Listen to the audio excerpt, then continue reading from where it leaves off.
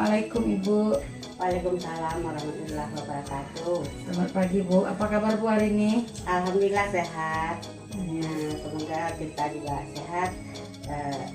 Oh ya, apa kira yang bisa Ibu bantu? Iya Bu, begini Bu. Sebelumnya saya minta maaf dulu karena mungkin mengganggu waktu Ibu sedikit.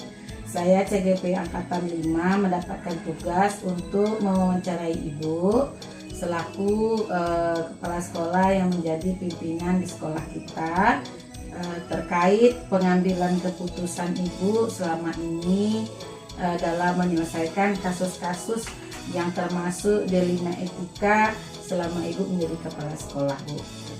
Oh ya boleh. Seandainya memang hal tersebut bisa membantu, akan Ibu bantu. Iya. Terima kasih Bu sebelumnya. Baiklah Bu, kita mulai. Pertanyaan yang pertama Bu ya. Pernahkah Ibu selaku kepala sekolah menjadi pimpinan ini, Ibu mengalami salah satu kasus yang Ibu anggap itu adalah sebuah dilema etika? Selama Ibu menjadi kepala sekolah, banyak sekali hal yang menjadi kasus dilema etika di sekolah ini. Yaitu yang terjadi adalah salah satu diantaranya ada seorang guru yang memperlakukan muridnya mungkin selalu ada kata-kata kasar, dan kemudian dalam melaksanakan tugasnya guru tersebut mungkin ada yang tidak diinginkan dari murid, misalnya seperti dia membuat PR atau sebagaimana, sehingga murid tersebut setiap kali ada jam pelajaran tidak hadir ke sekolah, karena menurut beliau, karena itulah menurut Ibu adalah merupakan salah satu dilema etika yang harus diselesaikan. Iya, berarti Bu ya di kasus itu mungkin guru tersebut marah kepada siswa, jadi siswanya takut Bu ya ke sekolah ya.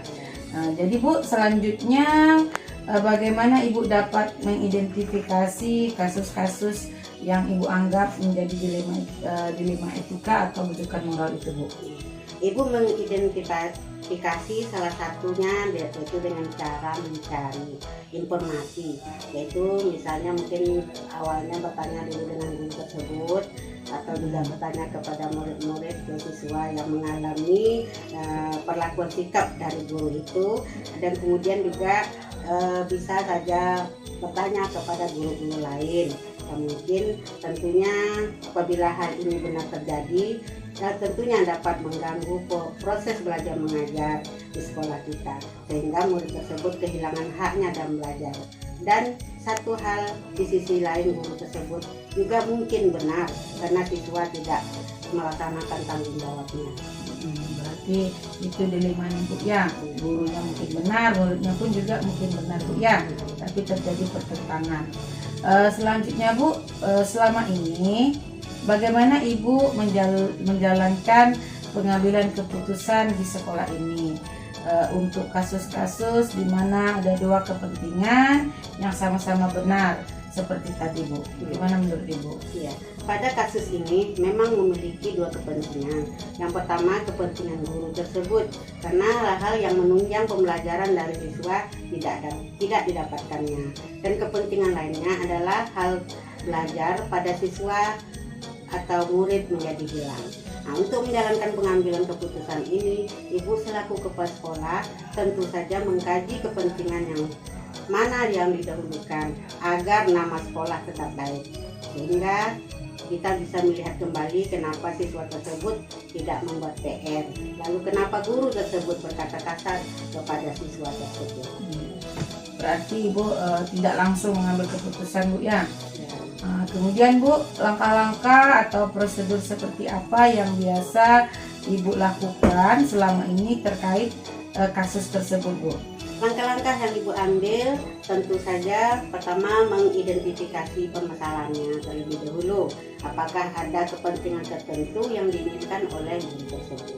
Selanjutnya mengkaji kebenaran dari tindakan yang dilakukannya atau yang tidak dilakukan oleh guru tersebut.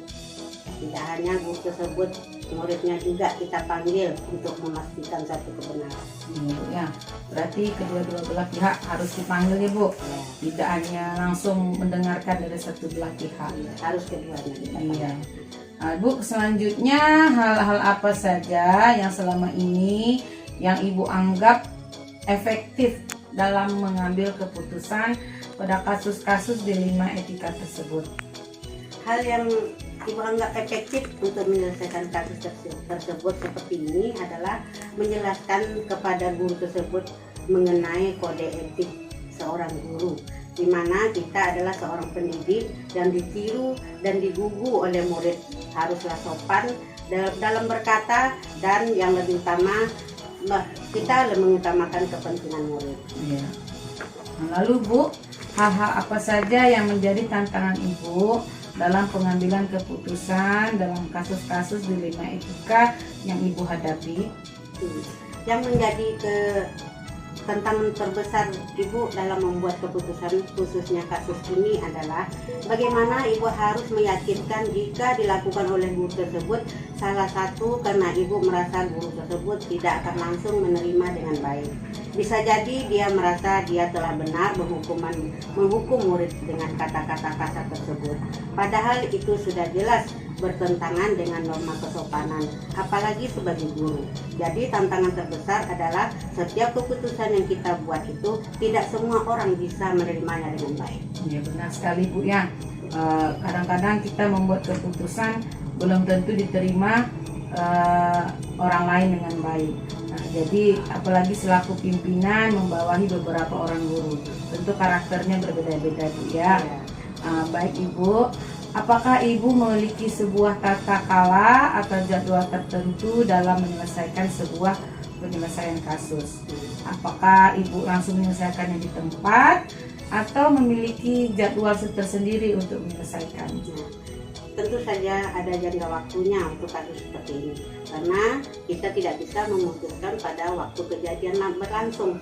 Kembali lagi kita harus mengidentifikasi, membuat jadwal kapan harus memanggil dan membina guru dan murid, mengkaji nilai kebajikannya, kepentingannya terlebih dahulu, baru kita bisa membuat keputusan. Jadi Ibu dalam memutuskan harus ada jadwalnya Bu ya, tidak langsung serta-merta langsung ketika kejadian langsung mengambil keputusan gitu.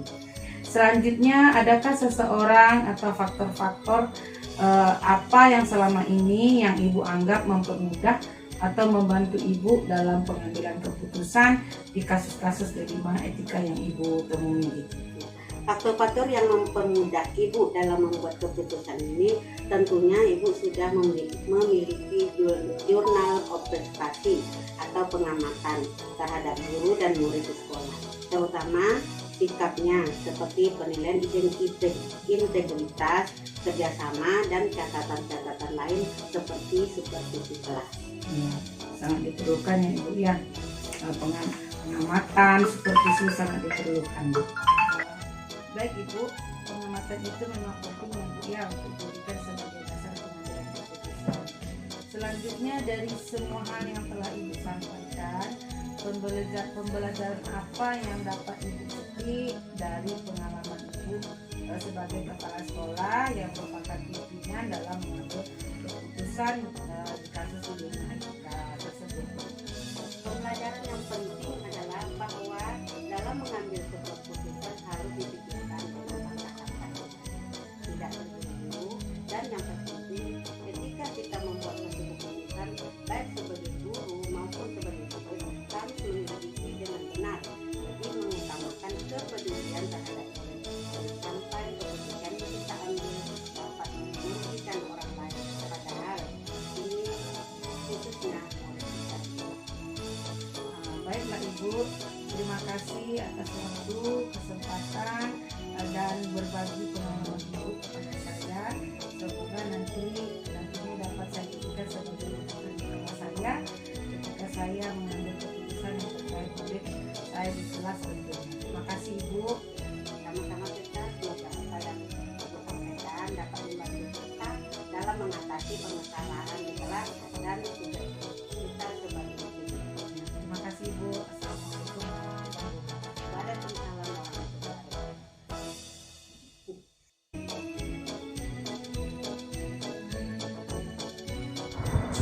Assalamualaikum warahmatullahi wabarakatuh Ibu. Waalaikumsalam. Apa kabar Ibu? Alhamdulillah, bagaimana kabar Ibu juga? Alhamdulillah saya juga sehat Ibu. Mohon maaf sebelumnya Ibu, kedatangan saya pada hari ini mungkin meminta waktu Ibu sedikit. Oh iya, tidak apa-apa. Ya, kedatangan saya ini Ibu tujuannya adalah ingin mewawancarai Ibu sebagai pimpinan di sekolah Ibu terkait masalah pengambilan keputusan terhadap kasus dilema etika yang pernah Ibu hadapi baik sebagai guru maupun sebagai kepala sekolah. Oh iya, silakan. Baiklah Ibu, untuk yang pertama yang ingin saya tanyakan, selama ini bagaimana cara Ibu mengidentifikasi kasus-kasus dilema etika ataupun rujukan moral? Untuk mengatasi dilema etika ataupun rujukan moral yang ada di sekolah kami, kita ketahui ya Bu, karena di sekolah itu setiap sekolah pasti mempunyai permasalahan.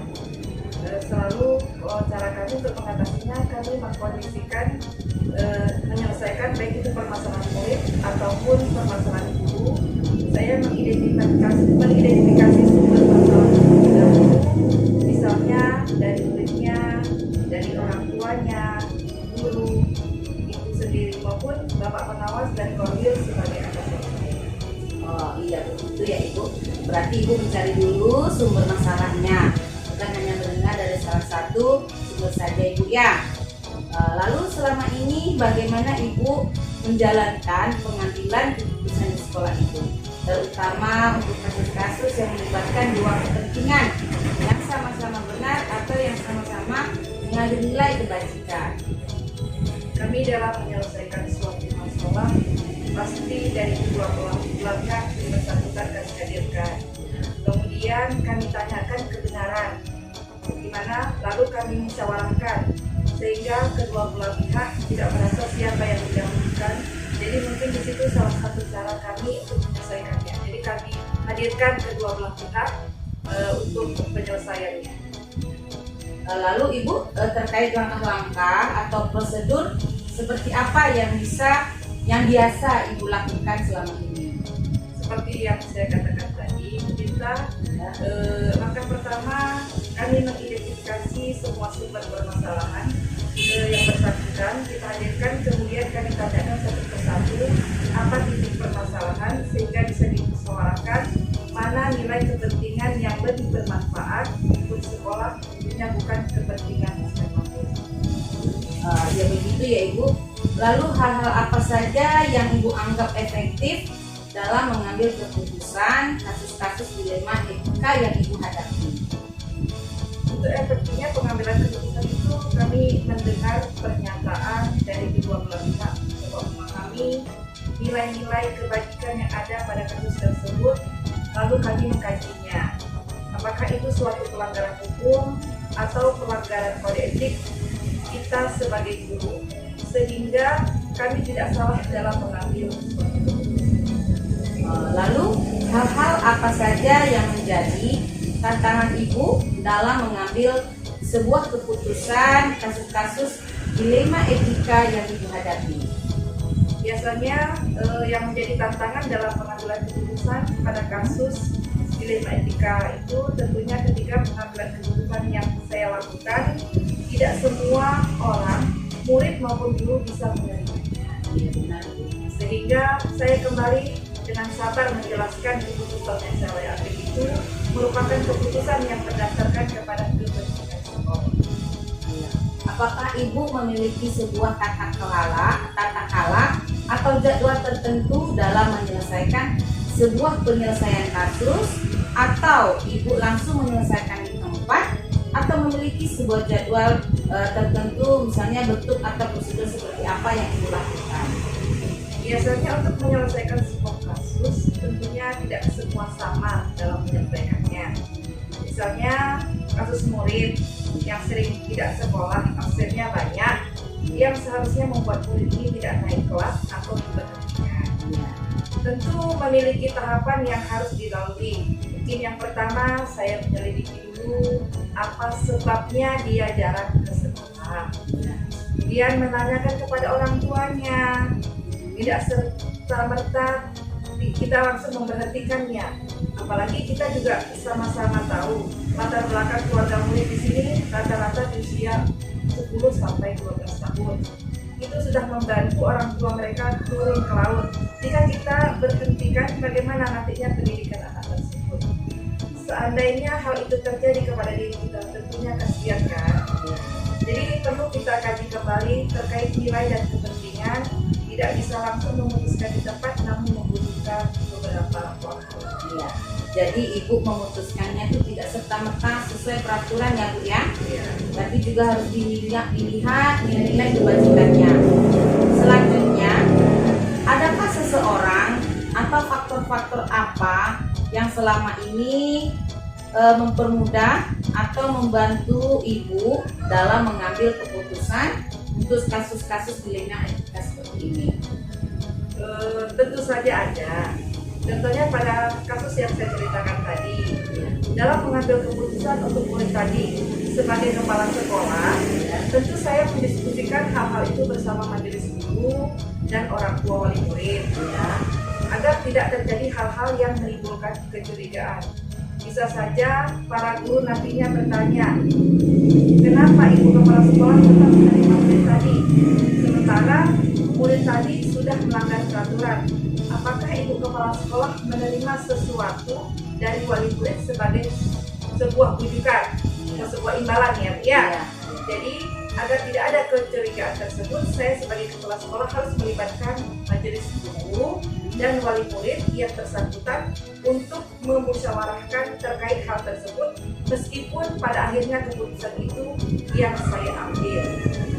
Baik Ibu, musyawarah itu memang sangat baik ya untuk menghindari kecurigaan, seperti tadi Ibu katakan, entah apa nanti curiga mereka kepada Ibu, kenapa nih anak-anak seharusnya melanggar peraturan, Ibu tetap Sudah diberhentikan. iya. Nah, tapi mungkin Ibu nih ada dapat sesuatu begitu, jadi memang harus dimusyawarahkan terlebih dahulu untuk supaya tidak terjadi benar Ibu kecurigaan ya majelis guru dari majelis guru. Baik Ibu, selanjutnya dari semua hal yang Ibu sampaikan tadi, pembelajaran apa yang dapat Ibu petik dari pengalaman Ibu dalam mengambil keputusan terkait dilema etika? Pelajaran yang saya ambil atau saya petik dalam sebagai pimpinan di sekolah, tidak mudah untuk mengambil sebuah keputusan, perlu berbagai pertimbangan. Namun bagi saya hal yang menjadi dasar untuk mengambil keputusan adalah kita harus mengutamakan kepedulian terhadap sesama dengan tetap menaati peraturan dan mengutamakan kepentingan. Baik Ibu, terima kasih atas sharing Ibu mengenai pengalaman Ibu sebagai kepala sekolah dalam mengambil keputusan. Semoga nantinya saya dapat jadikan rujukan dan referensi saya dalam mengambil keputusan khususnya di kelas saya nantinya. Terima kasih sekali lagi Ibu atas bantuannya. Semoga Ibu sukses, sehat lahir batin. Assalamualaikum warahmatullahi wabarakatuh. Sampai jumpa, sukses juga. Terima kasih Bu.